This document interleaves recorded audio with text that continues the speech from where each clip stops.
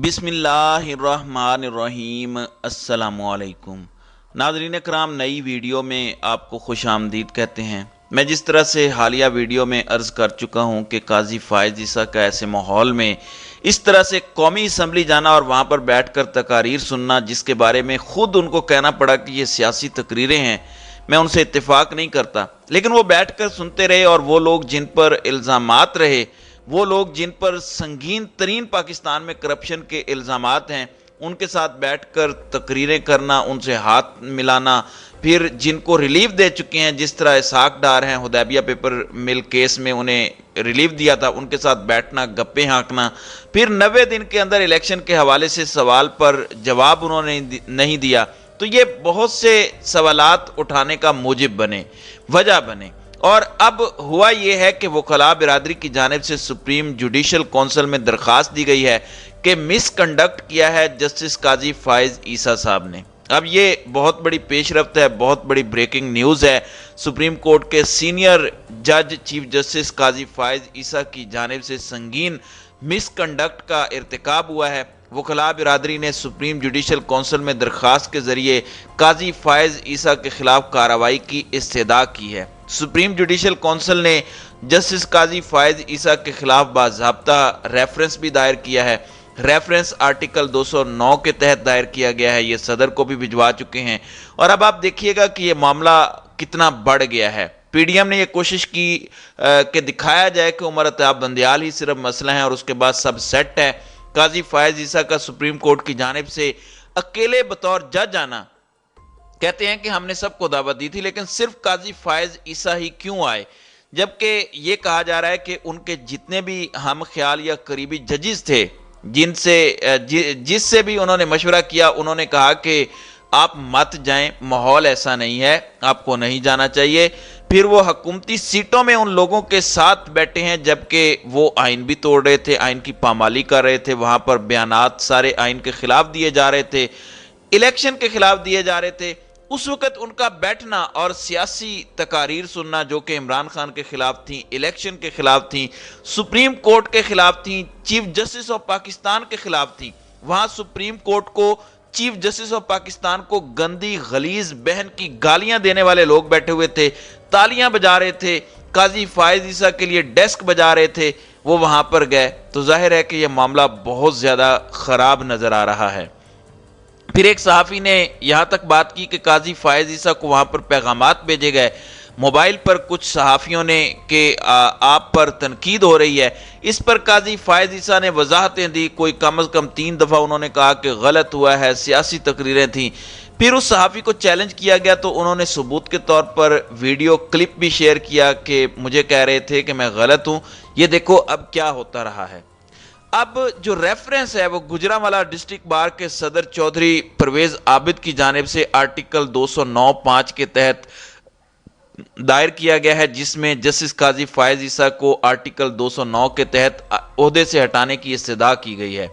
सदर गुजरांवाला बार ने रेफरेंस में कहा कि जस्टिस काजी फ़ाइज़ ईसा बुलंद किरदार और अफकार के इजहार के पाबंद थे। वो इदारों और शख्सियात के खिलाफ खुतूत मीडिया को जारी करते रहे। 10 अप्रैल को वो पार्लियामेंट जा पहुंचे। उन्होंने मुतअस्सिबाना ख्यालात के इजहार के लिए सियासी फोरम का इंतखाब किया। गुजरांवाला बार ने कहा कि जस्टिस काजी फ़ाइज़ ईसा ने पार्लियामेंट में अदलिया की मजम्मत की।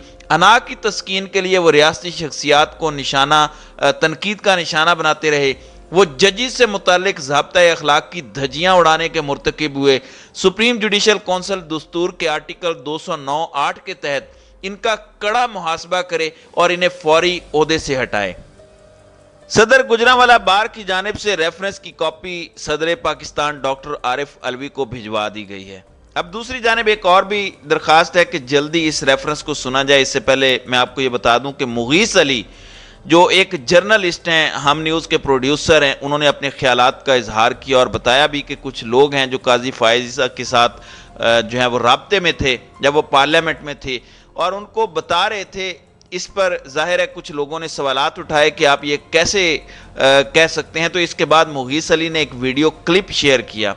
पहले उन्होंने कहा कि काजी फ़ाइज़ ईसा के व्हाट्सएप पर वो 3 सहाफ़ी कौन थे जिन्होंने पैगाम भेजा कि आप पर तनकीद शुरू हो गई है, जिस पर काजी फ़ाइज़ ईसा ने جو ہے وہ وضاحتیں دی، پھر وہ ایک ویڈیو کو شیئر کرتے ہیں جس میں قاضی صاحب تھوڑا عجیب انداز میں بیٹھے ہوئے ہیں، ان کے ہاتھ میں موبائل ہے، آصف علی زرداری جو ہے وہ تقریر کر رہے ہیں اور وہ موبائل نکالتے ہیں اور موبائل نکال کر ان کے ہاتھ میں وہ ہے اور وہ موبائل میں کچھ مسلسل پڑھ رہے ہیں اور پھر وہ اندر موبائل رکھنے لگتے ہیں، پھر دوبارہ نکال لیتے ہیں، تو وہ موبائل پر مسلسل مصروف نظر آ رہے ہیں۔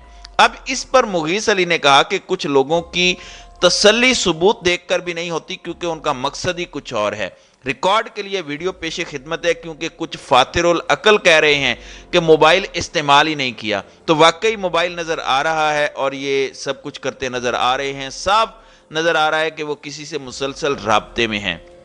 اب اس کے علاوہ قاضی فائز کے خلاف دائر ریفرنس کی جلد سماعت کے لیے بھی درخواست دائر ہوئی ہے۔